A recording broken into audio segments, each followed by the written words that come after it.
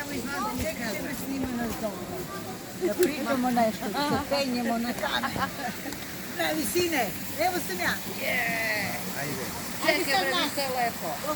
Kreni ovano, obrni ga. Ajde, sami ti si, Kristina.